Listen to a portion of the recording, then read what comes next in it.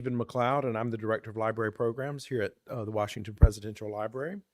And before we get started, I wanted to bring to your attention a few events that we've got coming up on the horizon.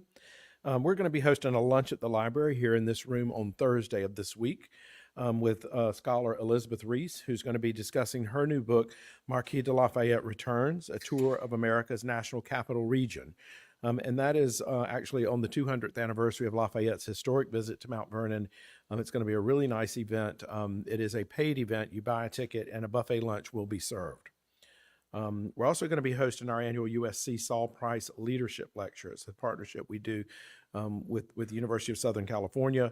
And we're going to do that over at the Ford Theater across the street, and that's going to be on October 22nd. Our next Brown Bag is on October 24, and that's going to feature research fellow Sherry Burr, who's going to be presenting on her topic, Generational Impact, an economic comparison of Mount Vernon's enslaved population who received their freedom in 1800 with those who remained enslaved until 1863. And then on November 13th, we're going to be hosting our next Ford Evening Book Talk.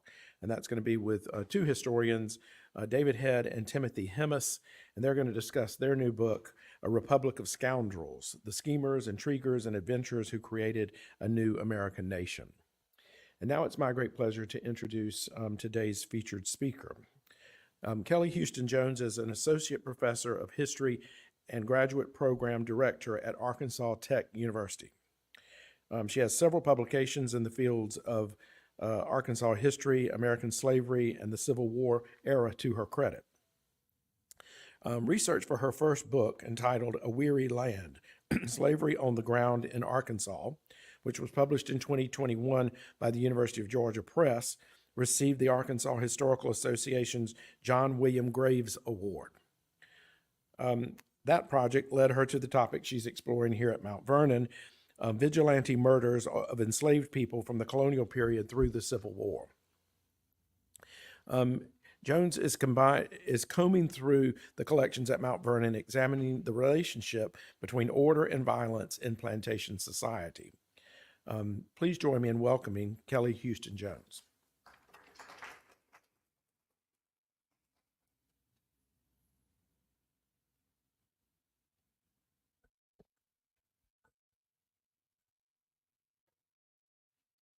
Thank you. I came across the phenomenon of vigilante killings of enslaved people while conducting research for my first book, which was about the experiences of enslaved people in Arkansas. I've published a couple of pieces on the topic since, and my sabbatical this semester is dedicated to this research. This presentation is a snapshot of where I am as of now on this project and what questions I continue to pursue.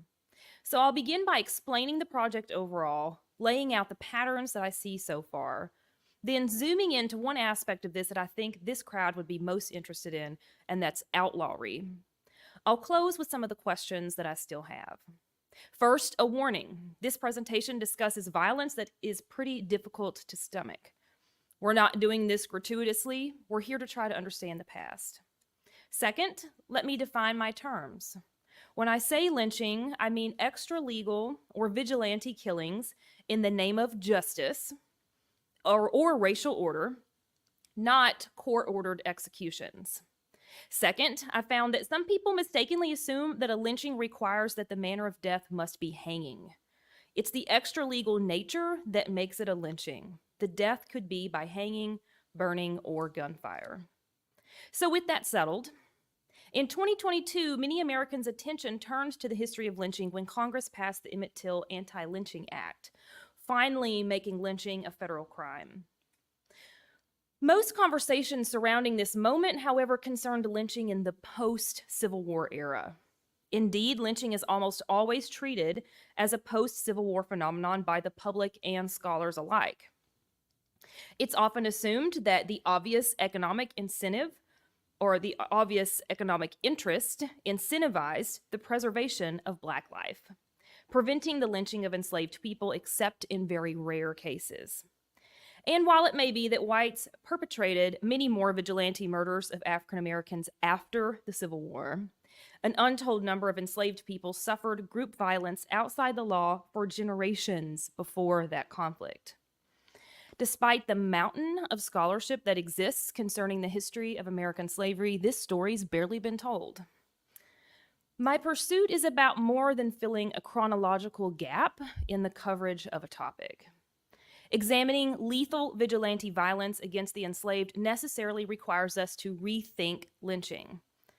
The questions driving my project include: if racial lynching is usually understood as a backlash to emancipation, backlash to Reconstruction, a method of enforcing the Jim Crow regime, then what do we make of its use in earlier eras against people already so heavily oppressed in so many extra-legal ways, and not to mention by a legal system that did not grant them equality in any case? What do we make of vigilante killings that occur even before the word lynching would have been used to describe them? And the use of that term as a verb takes hold in the mid-1830s. Lynching historians have said a little bit about extra-legal group killings of enslaved people in the course of writing about lynching in broader contexts. The most in-depth look at lynching's pre-Reconstruction history remains Michael Pfeiffer's The Roots of Rough Justice, published in 2011. But not much has changed since Pfeiffer wrote then that historians have, quote, only slightly studied vigilante violence toward people held in slavery.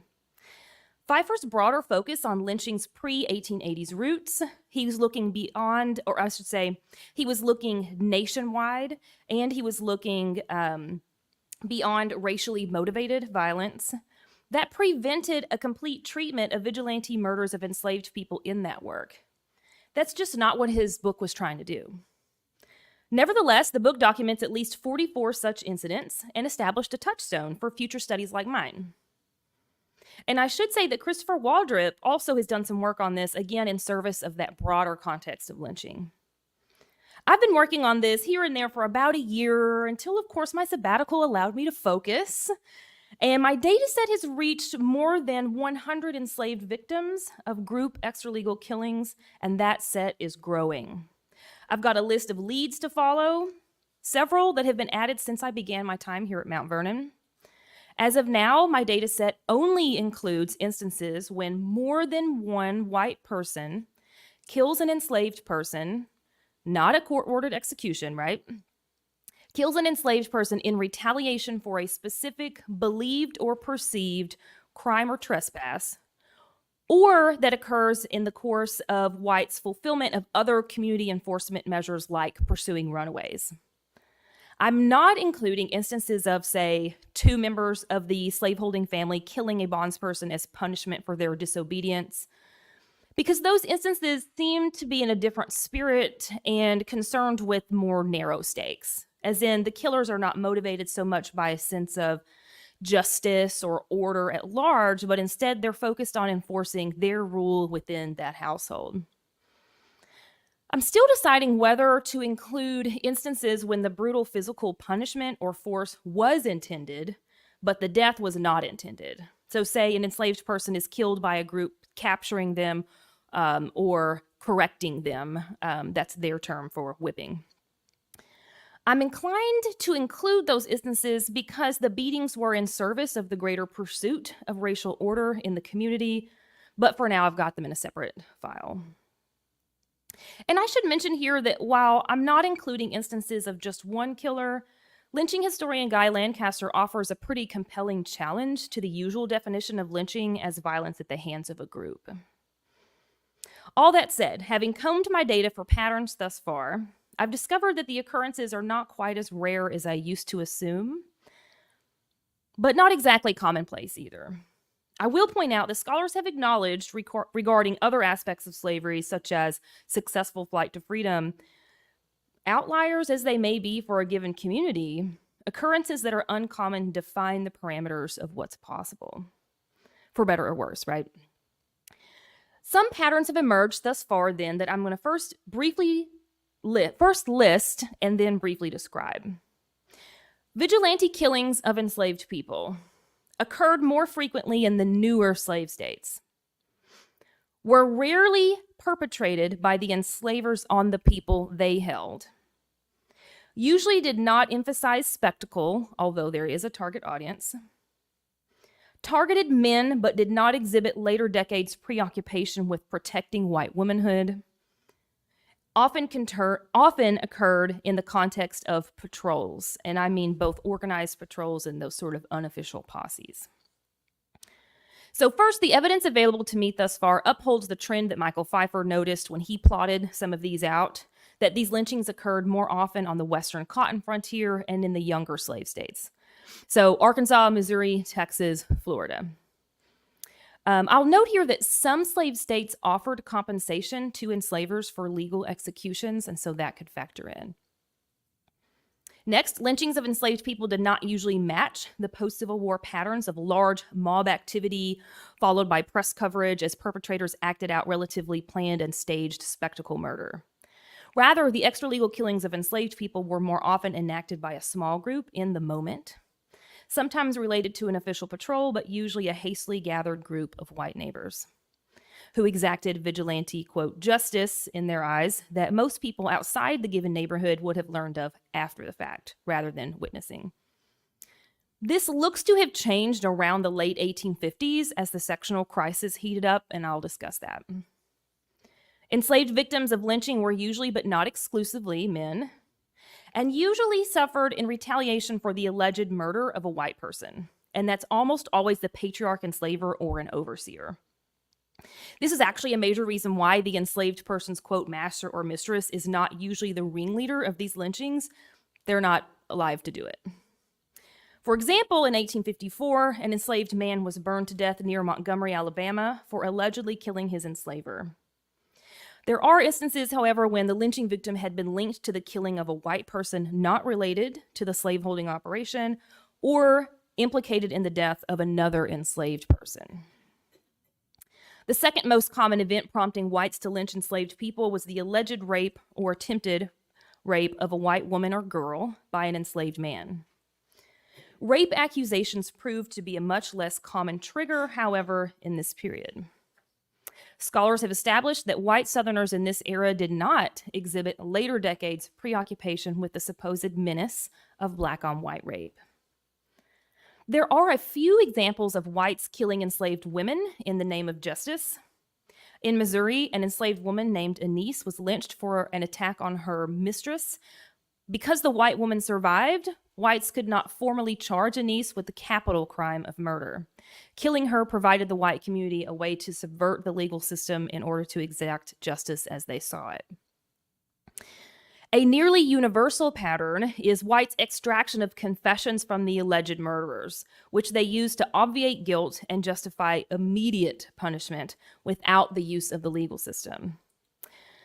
According to legal historian Thomas Morris, because Southern judges frequently refuse to accept the coerced confessions of enslaved people in murder trials, by doing so, these judges uphold enslavers' financial interests.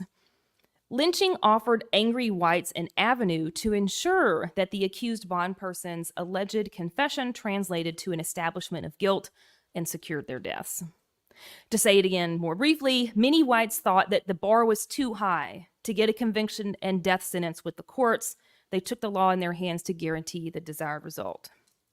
And sometimes this is after the fact. Some of these lynchings occurred when an enslaved person who had gone through a legal trial for murder received a verdict of not guilty. Incensing local whites who, convinced of the defendant's guilt, overtook the authorities to exact an execution of their own making. In fact, it was those courthouse storming instances that had most in common with later lynchings because they took place in front of more witnesses, in public view at the county seat, rather than on a private farm or in a rural neighborhood. But until about 1858, 1859, the extralegal group killings of enslaved people rarely exhibited the trappings of spectacle that scholars identify in later decades of lynching. Instead, the typical incident involved a small group in a rural neighborhood reacting to accusations of an enslaved person's lethal violence toward whites. Lynchings of enslaved people in rural spaces did have a target audience, however. The major function of whites' lynching of enslaved people was to make sure the alleged offender received punishment, but it also served to deliver a message to their counterparts on the operation and nearby. Whites forced the attention of bondspeople on the given farm, who were sometimes joined by neighboring enslaved people whom whites forced to attend. A few exceptions to the pattern of small crowds before the late 1850s did occur. In 1853, for example, white people from Arkansas, Kansas, and Indian Territory, along with bondspeople forced to attend, watched the burning of 2 enslaved men in Jasper County, Missouri. It's tempting to view incidents when vigilantes exact their justice on enslaved people as a way for less affluent whites to get at the planter class. I get this question a lot, and actually that was my first instinct as well. But it's not what the evidence suggests to me. Newspaper accounts, the bulk of the evidence for lynching in any period, suggest that the lynchers were almost always neighbors rather than the victim's, quote, masters or members of that family. But again, as in lynching in any period, it's most difficult to find sources that specifically name participants. These neighbors did sometimes include those in the slaveholding class and probably also neighbors situated below that economic station. It's hard to imagine a neighborhood mob of whites, as described in the sources, selecting for only wealthy neighbors.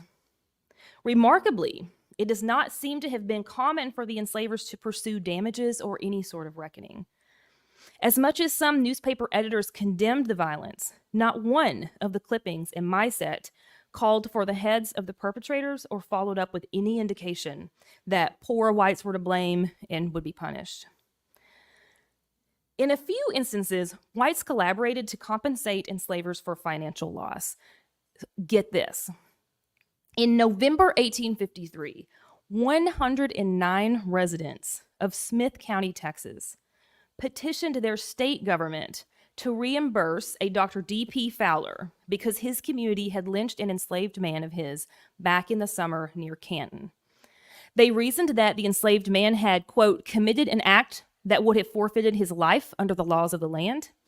And since Fowler, who they described as, quote, a poor man, unlikely, would have been reimbursed for a legal execution, it made sense to reimburse him for this extra legal one.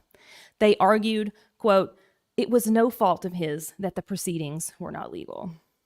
And this one fascinates me. They keep sending in these petitions through 1860, and I'm not sure yet whether this guy gets paid, although I'm 99% sure that he does not. In general, it seems that the slaveholding class's economic interests provided some incentive to limit the extralegal killing of bondspeople, but did not completely prevent it. The lynchings of enslaved people occurred to the short-term financial detriment for those enslavers, but in the long term served white supremacy, the core of slavery's justification. By the 19th century, chattel slavery existed not only as a labor system, but as a system of racial control that united whites across class enough to prompt non-slaveholding whites to join in its violent enforcement. Rather than understanding the lynching of enslaved people at the hands of other whites as evidence of their alienation from the slaveholding class or planter class, I believe it's better understood as a way for less affluent whites to participate in the system. That is not to say that no tension would have resulted from these lynchings. A petition like the one above, or even an informal collection for reimbursement, which I've also seen, may have been a way to soften some of that. Some hard feelings must have lingered, though. In one of the rare instances of a lynching recorded in a manuscript source rather than a newspaper account, we can see a rift among area enslavers as a result of the incident. In southeastern Arkansas, Corey Don Fuller, a white northerner living in the South temporarily as a bookseller, learned of an incident from local planters and recorded it in his 1857 journal.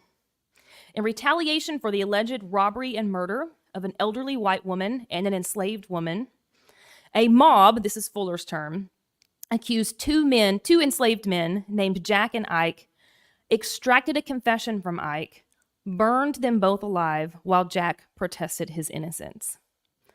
Although no one came out and said it plainly, Fuller deduced that the crowd also hunted down and killed a white man they accused of being involved in the women's murders. What he writes in his journal is that they said something like, oh, he won't be bothering anyone ever again, wink, wink. So we're pretty sure, that there was an additional lynching in this one. In Fuller's account, an enslaver named J.L. May quote, was the principal actor in lynching the slaves Jack and Ike. The enslaved woman who was killed was a servant of May's. May was a neighbor to both J.F. Norrell, the man who had held Jack, and Mr. Perdue, who had held Ike. May had been the one who extracted confession from Ike by, quote, pouring spirit of turpentine on the Negro's naked back and then burning it off. The incident seems to have driven a wedge between whites in the neighborhood. Fuller's journal entries show that locals' conversation about the lynching continued. He said, quote, Mr. Norrell thinks that his Jack was innocent and knowing nothing of the affair, but Mr. May thinks that there is no doubt of his guilt. Fuller's mentioned that May had recently purchased enslaved people and acreage in another part of the state in preparation to relocate seems not to have been a coincidence. Fuller noted that, quote, many do not like him. Although Fuller did not explicitly link May's move and poor reputation to the fact that he was a ringleader of the lynchings, it's difficult to believe that they were completely unrelated. And if this lynching created tension between peers, it makes sense that others that involved whites outside the slaveholding class must have created some level of division, if temporarily. Lastly, when it comes to patterns of vigilante violence against enslaved people, I find the recurring role of both unofficial and formal patrols.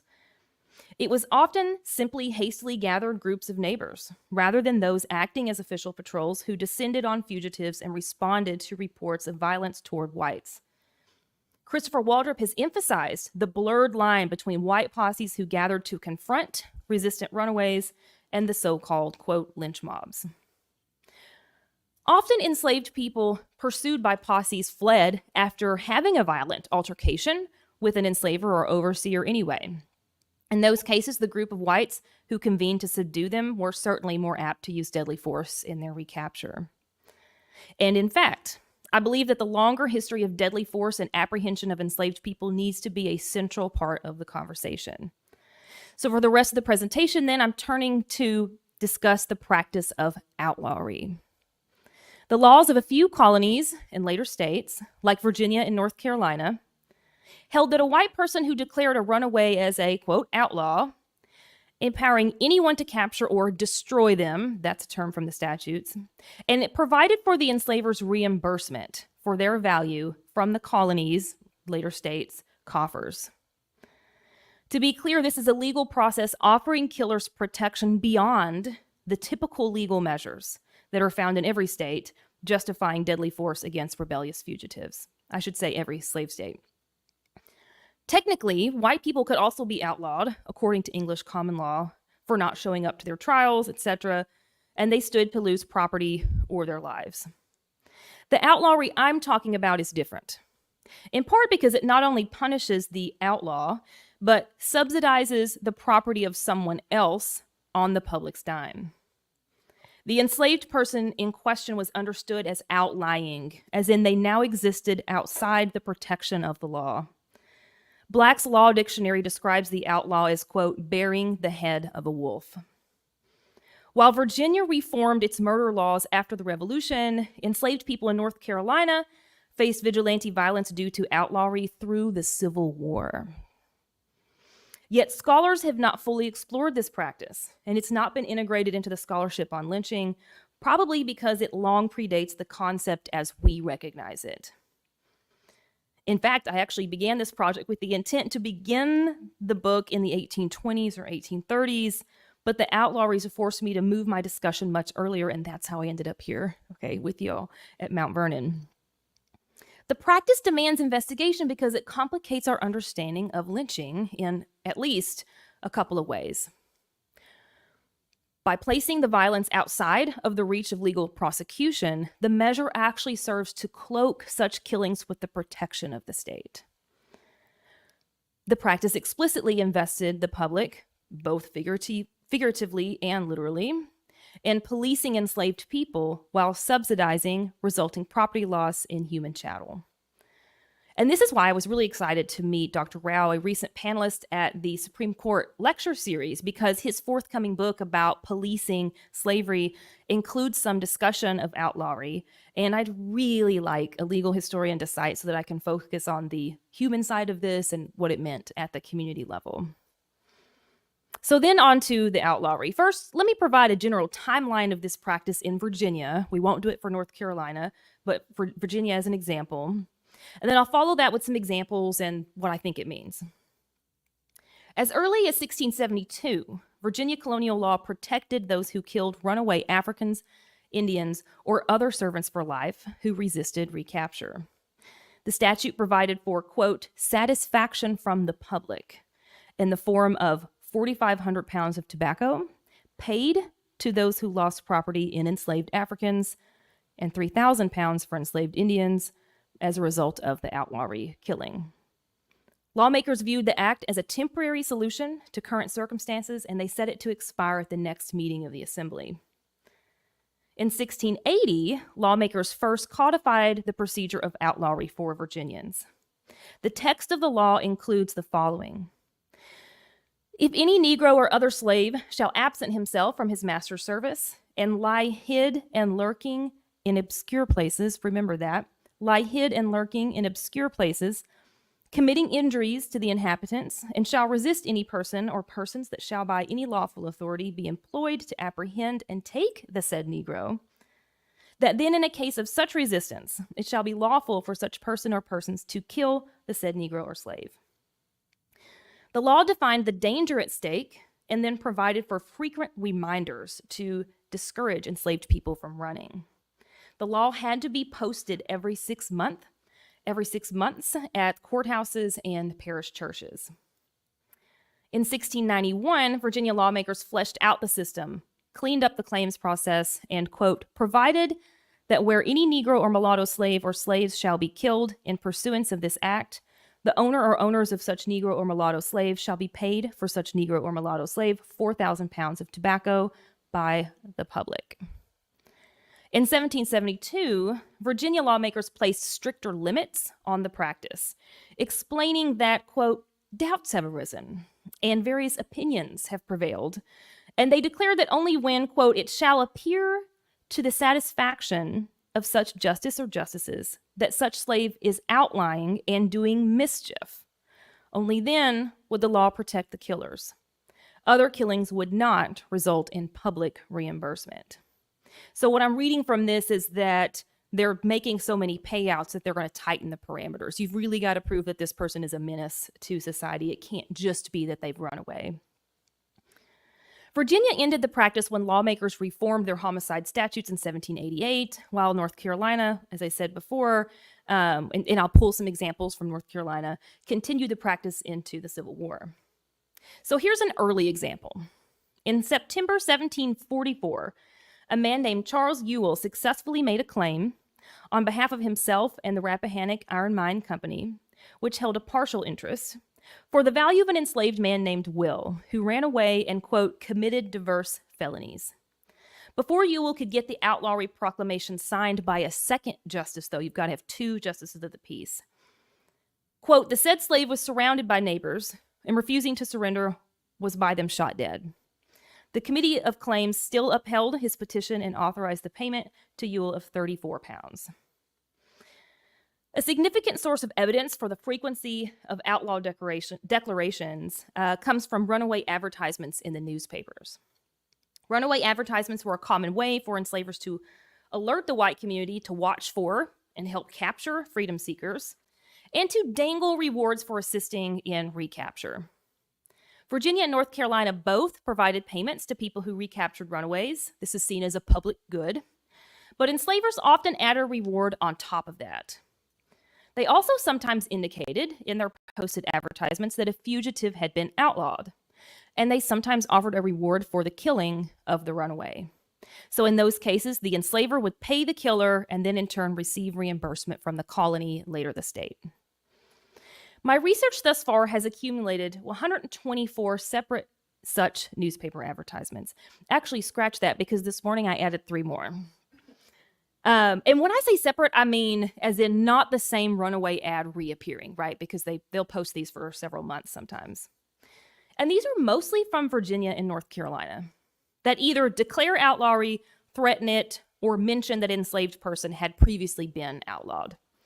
One of these is by George Washington's agent, Joseph Valentine, who outlawed William Shagg in 1771. And that's just before that threshold for posing a threat to the community had been raised in the Virginia outlawry code. Will was part of the Custis estate, which, from what I understand, Washington controlled and employed Joseph Valentine to manage. The text of the outlaw ad placed on Washington's and Custis's behalf by Joseph Valentine is pretty typical. It reads, "Ran away about the middle of June last from Mr. John Parke Custis's plantation near the Capitol Landing, a likely young Virginia-born Negro fellow named Will, about 6 feet high, very full-faced and full-eyed. The Negro broke York jail some time ago and was taken again, but in bringing him home to the said plantation, he made his escape from the overseer. As he passed at York for some time for a free man, I have reason to believe that he will try to get on board some vessel. Whoever will bring the said Negro to me near Williamsburg shall receive 20 shillings reward, besides what the law allows. He is outlawed. All masters of vessels are cautioned against taking him on board at their peril." That's a very typical line for a runaway ad. Again, Joseph Valentine answered to George Washington. Here's what he wrote to him to explain this. "Sir, the young Negro fellow Will Shagg, who formerly lived at Old Quarter, and as he was always run away, I moved him down here to settle this place, and thought he might do better. But he ran away sometime in June, went to York, and passed for a free man by the name of Will Jones. But at last was taken up and put in prison, and sent a letter up to me, and I was up at the quarters in New Kent at the same time, and the overseer went down for him, and brought him up to the plantation, and then Will beat him, and got away, and he can't be got since." That sounds like an Arkansas letter, actually. "I've heard he has been seen on his way coming up to you, and as there is a good many of his acquaintance there, he may be harbored and no white person know of it. He is advertised and outlawed. He went away for no provocation in the world, but so lazy he will not work, and a greater rogue is not to be found." The way Valentine wrote, "He is advertised and outlawed," after describing the drama, that led up to it, suggests that Valentine needed to explain why he did it.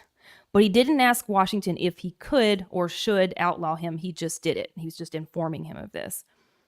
And I think this would not have been uncommon. In fact, I know that this was not uncommon for elite planners who relied on farm managers and other agents, because the outlawry has to be done at the county level, from what I understand. Someone has to be there to do it. For another example, elite planter Charles Carter wrote to his nephew in 1770, "Was ever man so plagued with runaways as I am from Totusky? Do pray have them outlawed for me, and act as if they were your own slaves." Another Virginian, Edmund Ruffin, outlawed 4 enslaved people in 1775, but I can't tell if it's the older Edmund Ruffin or the younger Edmund Ruffin. It's especially interesting to me if it's the junior, because he had a high-profile political career, including serving on the Virginia Constitutional Ratifying Convention. The men he outlawed were the men that Edmund Ruffin, elder or younger, outlawed were Harry, a 30-year-old Virginia-born Native American carpenter and wheelwright; Lewis, described as an outlandish blacksmith and wheelwright; Aaron, described very briefly as having a stoop and a hoarse voice; and Matthew, described hardly at all, 18 years old. In Ruffin's ad, he guessed that these freedom seekers were, quote, "in Lord Dunmore's service," because they had left with 2 others who were recaptured on a boat. So to mention Dunmore was to reference the proclamation on November 7th, 1775, by Virginia Governor John Murray, Lord Dunmore, inviting enslaved people to abandon their rebellious masters and join the British cause in exchange for freedom. And it's more complicated than that, but that'll do for this. Ruffin's ad was dated December 23rd, 1775. By then, the Virginia Assembly had already passed a declaration threatening execution to enslaved people who had run to Dunmore. And for my 19th century people and my Civil War era people, yes, these are the ancestors of the Edmund Ruffin who was among the first shots fired on Fort Sumter and who took his life famously in 1865 because he couldn't accept the Confederates' defeat. The outlawry just mentioned hit an exceptional time in history, but the typical outlawry, if the ads are any indication, targeted enslaved men accused of theft and or violence, and of course, having run away. Many ads post two separate bounties, one for the enslaved person delivered alive, and one, often larger, for their head or other proof that they had been killed. For example, in 1810, Robert Franklin advertised in a New Bern, North Carolina paper the reward of $5 for the return of a man named Samson who had already been branded with an R on his left cheek at some point for running away. $5 was to be the reward for capturing and delivering Samson to Franklin or taking Samson to any jail in the state of North Carolina. Franklin headed his newspaper advertisement with the posted reward, though, of $50 for whomever would deliver Samson's head. So if the inflation calculator West Egg is at all useful for this, that would be $99 and $2,003, that's as recent as it'll go, for delivering Samson alive, and $910 for killing him and presenting the proof. Even if the inflation calculator is completely useless, which it might be for this, Franklin's preference is very clear. 10 times the reward for Samson dead than alive. By way of an example of a proclamation rather than an ad, a 1773 Virginia proclamation declared, quote, "We, the justices of the peace, are credibly informed that one Negro man slave named Tom, belonging to Thomas Patterson, after the murdering of Gleese Fitzgerald at night, run away and took with him his said master's arms and ammunition, and is now lying out hid, lurking, and doing mischief within this county. If the said slave shall not surrender himself, return immediately after due publication of this proclamation, that then any person whatsoever may lawfully kill and destroy him, and without being liable to any penalty for so doing. And hereof all persons are required to take due notice. Note that Tom had not only run away, he had been assumed a murderer on the run, which fit the tighter parameters on the practice in Virginia by then. Tom was found dead. The county ruled that it was at his own hand and paid Thomas Patterson 85 pounds in 1774.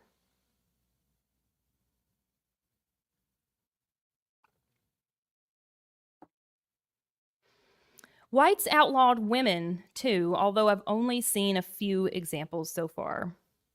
Actually, one of them was this morning. In 1779, William Colvin placed a newspaper advertisement seeking Jean, outlawed at 16 years old, who he described as, quote, lurking with a gang in Dinwiddie and Prince George counties. Women may also have been among the outlawers, but working through agents and overseers, as we mentioned, with George Washington and others, to post their advertisements. I'm early enough into the research on this aspect of the story that it's impossible for me to estimate for you how frequently outlawed enslaved people were actually killed and then their values reimbursed, and it actually might remain an impossible thing to discover. Colonial Virginia records that I plan to promptly request through interlibrary loan as soon as I get back to Arkansas will hopefully provide some insight, and then I'll turn my attention to North Carolina with more gusto. One of the challenges is that the declarations and the certificates for reimbursement are happening at the county level, and so many of those records are lost. My combing of Virginia's journals of the House of Burgesses seems to indicate that claims were only heard by that body when there's something exceptional that's happened. Again, typical claims are taken care of at the county level. But as mentioned, Virginia and North Carolina lawmakers narrowed the circumstances justifying outlawry over time. North Carolina had it limited and expanded at the county level over time, like as in some counties are covered and some aren't, depending on what year you look at. So part of the problem is just going to be that I'm going to find fewer of them anyway, okay, as I go through time. So why are Virginia and North Carolina seem to be the most committed to this practice? Virginia taking it after the Revolution, and then North Carolina doing this through the 1860s. I think it's absolutely not a coincidence that the Great Dismal Swamp, that vast stretch of terrain that chilled the hearts of whites who feared it as a cradle of slave rebellion, rightfully so, lay in both North Carolina and Virginia. From as early as the late 1860s, the swamp indeed served as a refuge for those seeking relief from slavery.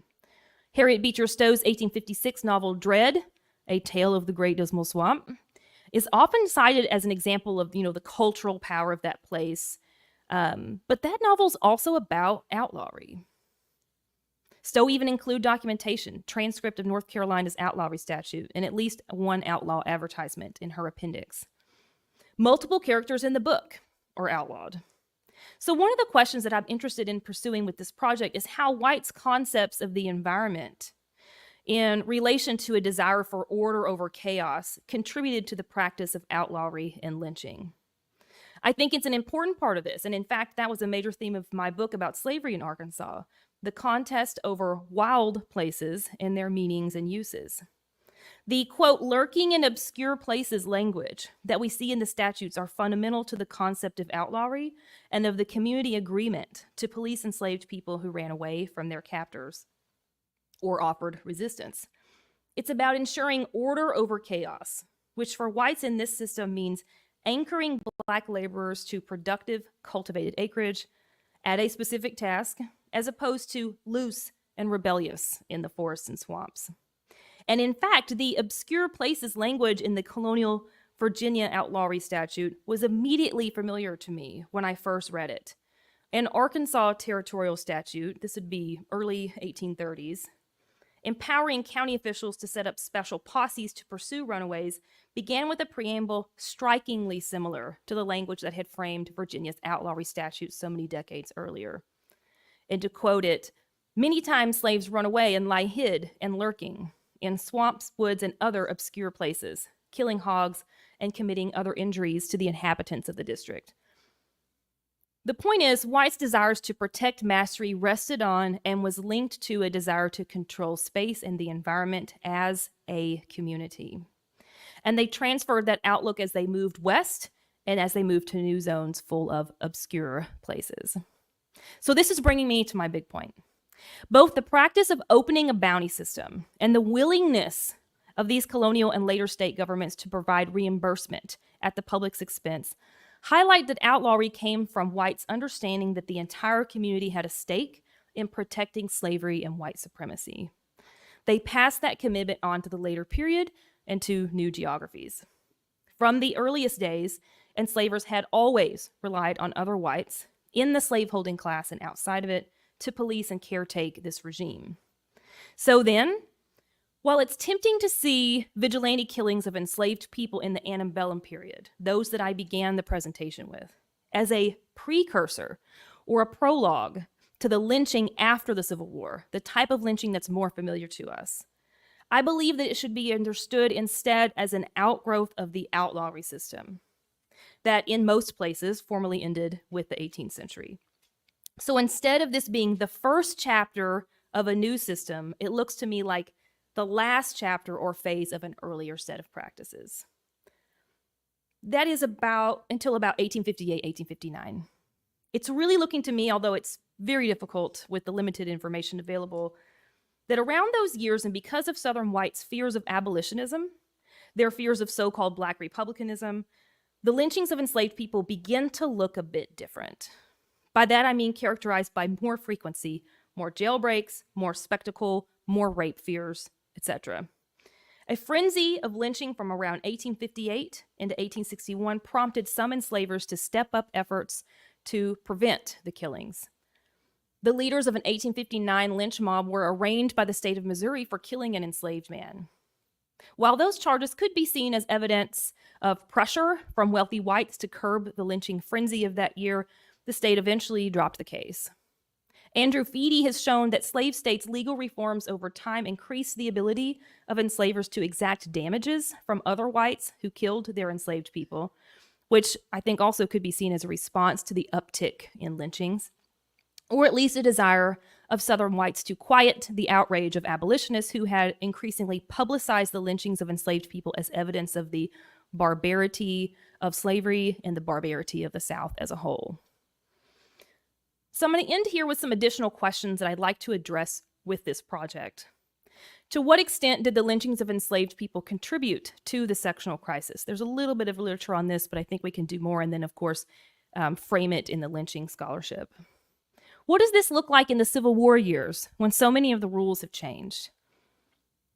And probably the most important question, while also the most difficult to answer, how did enslaved people understand lynching, and how did they work to survive? Thank you.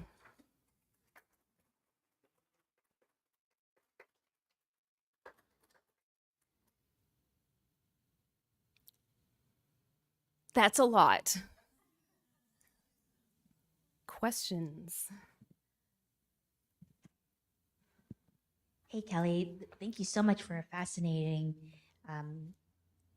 presentation.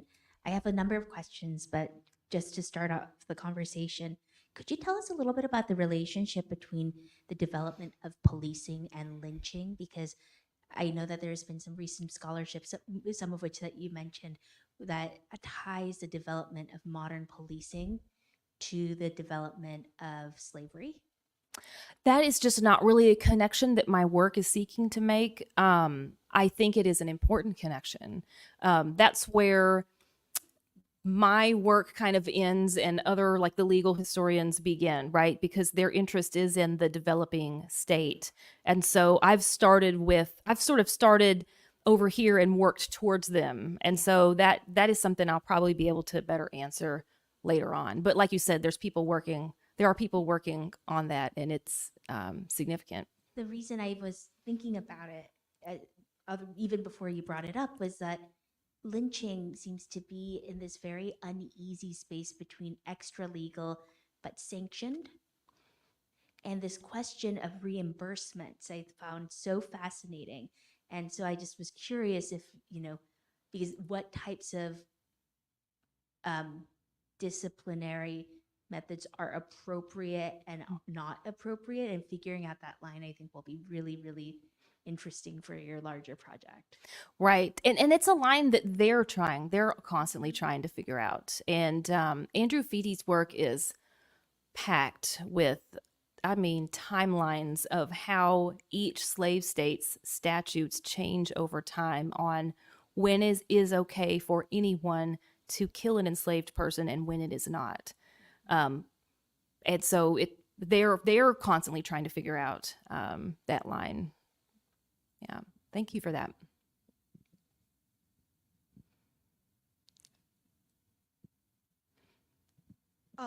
It was a great talk, and you Thank you. packed in a lot of information and made it, and you didn't have to do a PowerPoint. So that's always like, we can still talk and teach without PowerPoint. My question is what you said early in your presentation, which is that a lot of the cases you're finding are in the newer territories, so Arkansas, Missouri. And I was wondering, I have some thoughts on it, but I was wondering if you have thoughts, or are you ready to draw any conclusions yet? My initial thoughts on that are similar to the folks who have sort of mentioned this in the past, although I'm pretty sure, maybe I shouldn't say this like on camera, but I'm pretty sure that Michael Pfeiffer didn't include Arkansas in like the frontier states, which it absolutely is, but I might be wrong. Somebody didn't, and I thought it was surprising. But my sense is that, as with other lynchings in the same era, lynchings of white people for doing things that the community wants them to be punished for, but isn't interested in going through the legal channels, and doing. My sense is that they feel that the infrastructure is less developed, and that so many of the things that they need to do to keep order in their society are sort of off the books or unofficial or whatever anyway. And that's definitely true about the slave patrols. So one thing, if you look at the slave patrol system in Virginia versus Arkansas, for an example, the statutes exist in Arkansas, and they'll say like, oh, you can appoint these people and do this. And they kind of set up a framework. But if you look in the documents, they're not really practicing it that way. They're just rounding up, they're just like getting together when they feel like it. And so probably because there's not a lot of money to be had in it, it's not a super organized patrol system. So just to use, Arkansas as an example versus Virginia is maybe too easy, right? Because that's like a very old slave state and a very new one. But yeah, they just generally think of themselves as bearing the weight of having to ensure order, to also prove to other people that they will take, the law into their hands if need be. They don't like the reputation, and this is Arkansas for sure, but it's certainly, Texas and Missouri and folks in northern Louisiana, I would add. They don't like the reputation of being sort of, rough and unsettled. And so ironically though, lynchings contribute, to that reputation. But in the moment they're trying to, get a handle on order out there. So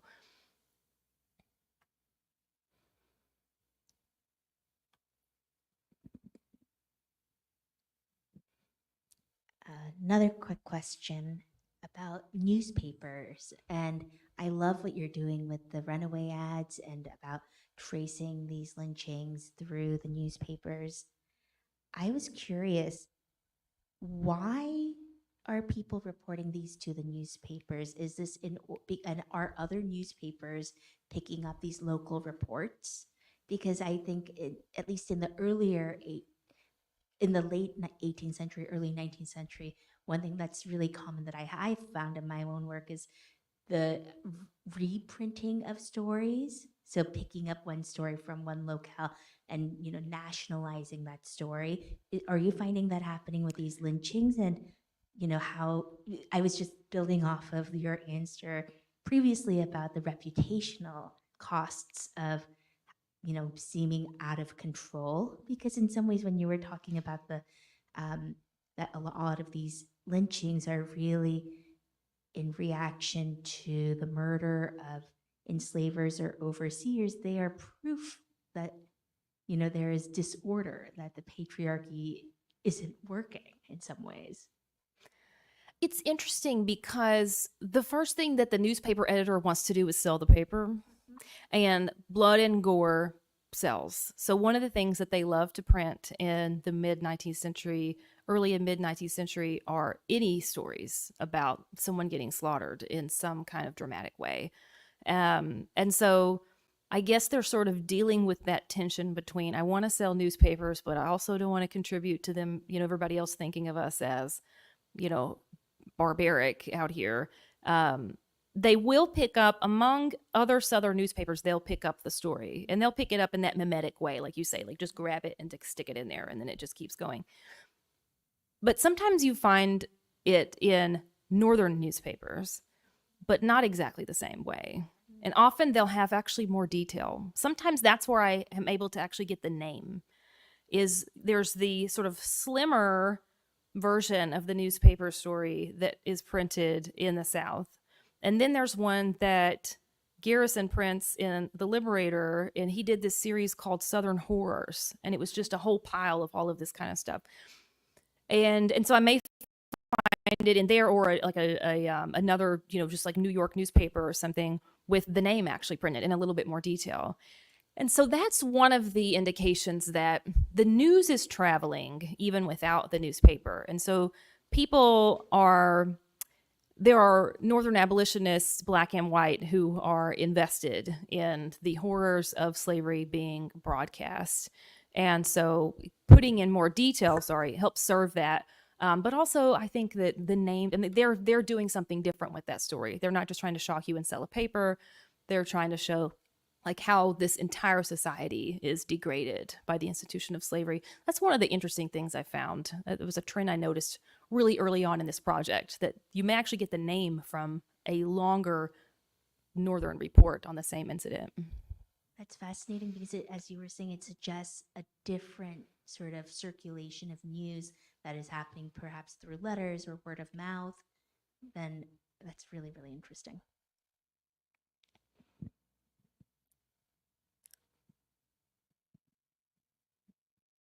Thank you so much. You're weird.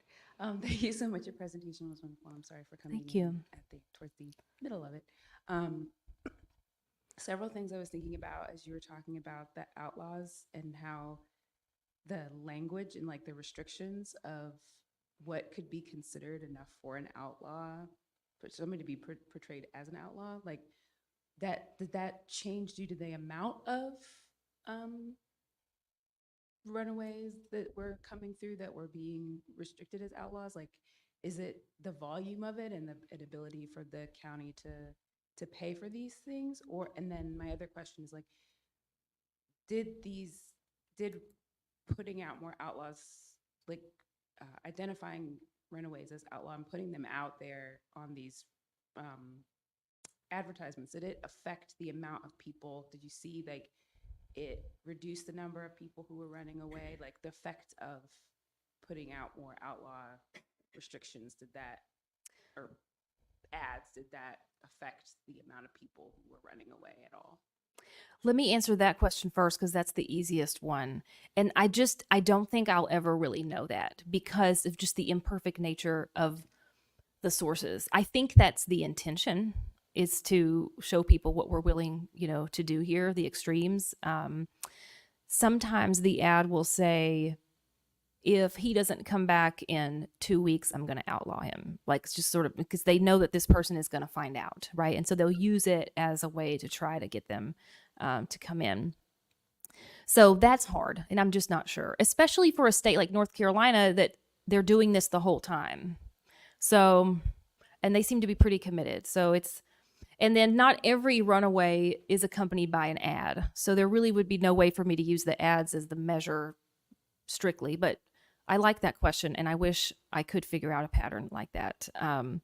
The other question, so about limiting what counts, right, to be able to declare someone an outlaw and what relationship that has to their finances. I don't know that they're getting overwhelmed with them, in part because there are other certificates and things that survive as well. And there seem to be more certificates that have survived where someone is using it to get paid for recapturing a runaway than there are certificates that someone is using to claim their their reimbursement for an outlaw being killed. And so I think it's definitely happening less, okay, than just a regular recapture, by the very difficult measure of surviving records. They're just so few. So I'm not sure that they're just like going broke paying these reimbursements, but I think that there is scrutiny on the budget, as there always is. And I think that might have something to do with it. But also, and the reason I think that is in part because the other thing they do is tighten up like the paperwork requirement too. So it's not so much that everyone's doing this, but that it doesn't seem to be a tight enough process for them. And so they're saving money, but I think they're also just feeling better about the usefulness of the practice and how it works overall. So like, I think the guy who only had one justice of the peace sign his declaration before the neighbors killed this man, I think that in later years he would not have gotten his reimbursement, because that's one of the things they tighten up on, is like, no, you've got to have everything in place, for this. So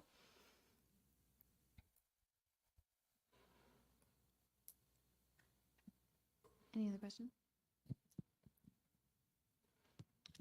Yeah, so I was wondering, I'm having difficulty understanding why like an enslaver would offer more money for a runaway slave to be killed than to be returned alive.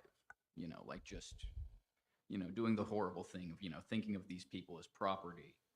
That doesn't seem to like make sense to me. Like they can't do any more work for you. Oh, right. Yeah, I see what you're saying. Yeah.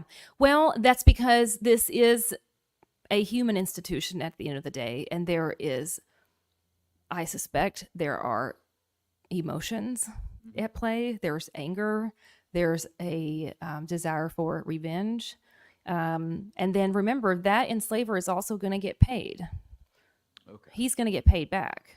So now, I don't know my conversions on like pounds and dollars in different years and stuff, so that one of the things I have not done yet is sit down and say like, okay, for X many years, this is the amount they're providing as reimbursement. And then here's the usual reward amount. And do they add up? You know what I mean? Like, how logical would that be, for a person in a given year? I have not done that. But angry people with power and money can surprise you in the illogical things that they'll do, right? But also, he's getting reimbursed. So Thank you very much. thank you. All right, let's have another round of applause for our speaker today. Thank you.